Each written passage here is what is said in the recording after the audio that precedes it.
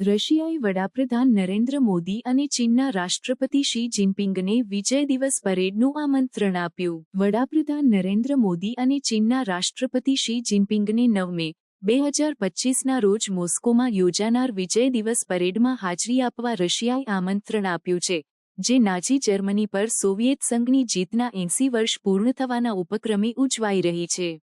ચીનના રાષ્ટ્રપતિ શી જિનપિંગે આ આમંત્રણ સ્વીકારી લીધું છે અને તેઓ આ ઉજવણીમાં હાજરી આપશે.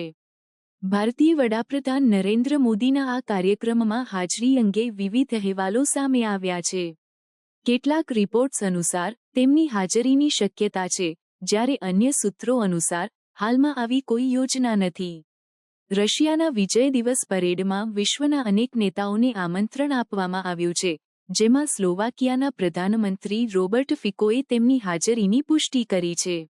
આ પરેડમાં વડાપ્રધાન મોદી, રાષ્ટ્રપતિ પુતિન અને રાષ્ટ્રપતિ શી જિનપિંગની સંભવિત હાજરીથી વૈશ્વિક રાજનીતિમાં મહત્વપૂર્ણ સંકેત મળી શકે છે, ખાસ કરીને રશિયા અને પશ્ચિમ દેશો વચ્ચેના વર્તમાન તંગ સંબંધોને ધ્યાનમાં રાખીને.